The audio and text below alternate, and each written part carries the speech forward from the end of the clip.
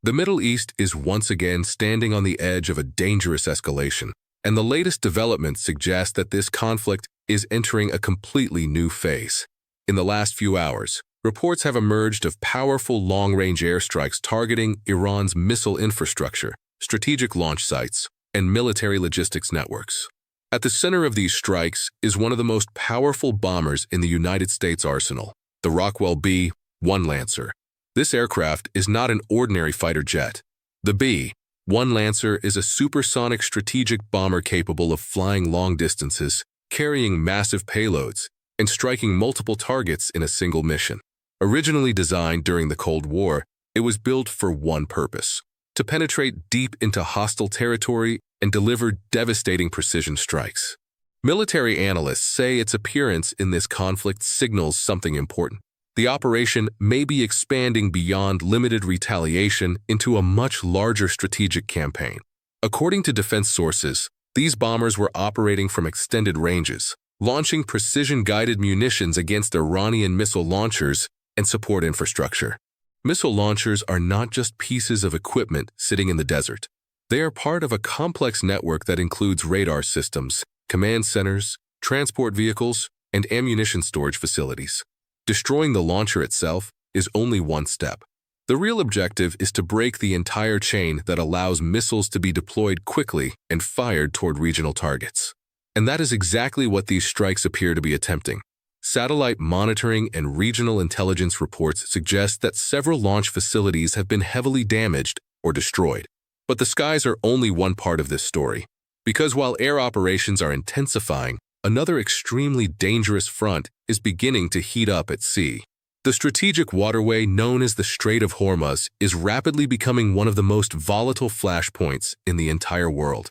To understand why this matters so much, you need to understand the geography of global energy. The Strait of Hormuz is a narrow passage between the Persian Gulf and the Gulf of Oman. Every day, millions of barrels of oil pass through this corridor on their way to global markets. In fact, nearly 1/5 of the world's total oil supply moves through this single waterway. That means if anything disrupts traffic here, even temporarily, the effects can be felt across global economies almost immediately. And right now, tensions in this critical region are rising rapidly. Reports indicate that Iranian forces have launched waves of missiles and drones toward targets across the Gulf region. Some of those weapons were reportedly aimed at military installations connected to Western forces and regional allies. But there are also reports that at least one commercial vessel moving through the Strait of Hormuz was struck by a projectile, triggering a fire and forcing emergency response crews to react quickly. Even a single incident like this can trigger massive alarm in global shipping industries. Cargo companies, oil tankers, and insurance providers all monitor this waterway carefully. If they believe the route is unsafe, shipping costs can skyrocket overnight. In response to these threats, the United States and its allies have significantly increased naval patrols throughout the region. Warships and surveillance aircraft are now operating across the Persian Gulf, monitoring shipping lanes and scanning for potential mine-laying operations. Naval mines are one of the most feared threats in narrow waterways like this. Unlike missiles or aircraft, mines can sit silently underwater, waiting for ships to pass overhead. Even a small number of mines can force authorities to shut down an entire shipping route while specialized teams attempt to locate and remove them.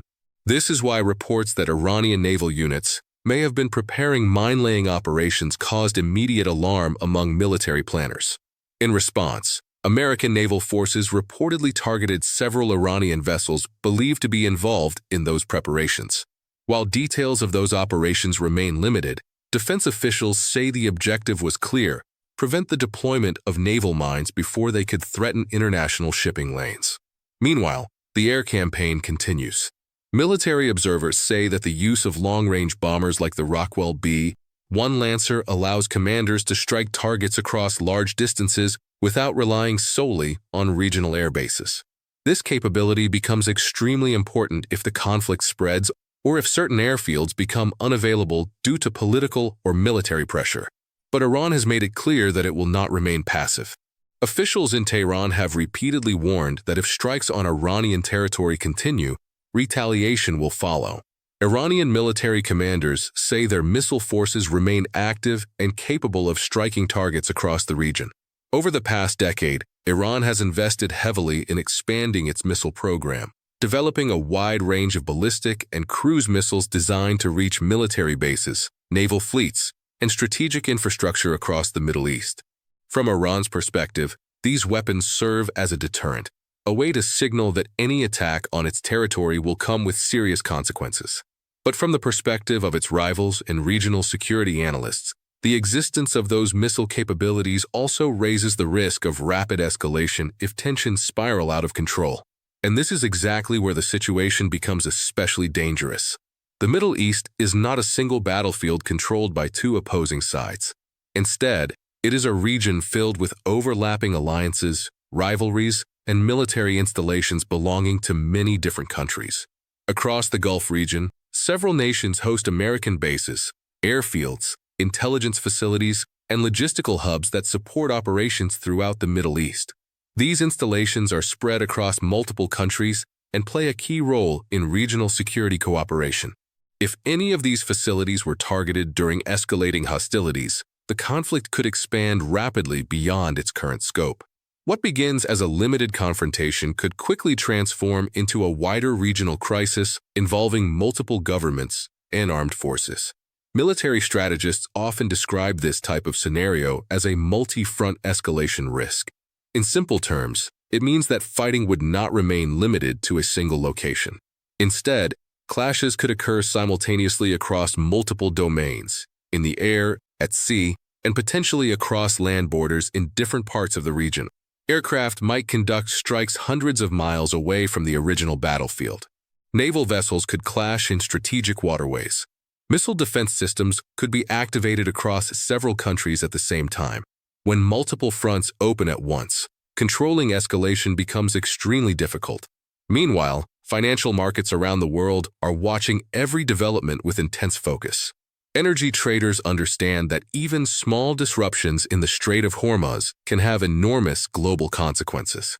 This narrow waterway acts as one of the most important energy corridors on the planet, with a significant portion of the world's oil shipments passing through it every single day.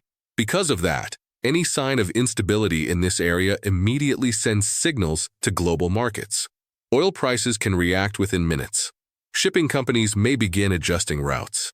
Insurance costs for cargo vessels can rise dramatically, and investors across the world start reassessing risk in global supply chains. Financial markets are highly sensitive to geopolitical tension. Even rumors of possible disruption near the Strait of Hormuz can trigger sharp swings in energy prices and stock markets. This is why the current situation has captured worldwide attention. Governments, financial institutions, and energy companies are all monitoring the region carefully, knowing that developments there can influence economic stability far beyond the Middle East. Behind the scenes, diplomatic channels are also working intensely. Governments across Europe, Asia, and the Middle East are reportedly engaged in urgent discussions aimed at preventing the situation from escalating into a broader regional war. Diplomats often work quietly in moments like this, attempting to open communication channels, reduce misunderstandings, and create space for de-escalation. However, diplomacy often moves slower than military operations. Negotiations can take days or weeks, while military decisions sometimes unfold within hours. And right now, the pace of events both on the ground and in the skies appears to be accelerating. Additional aircraft are being deployed to the region.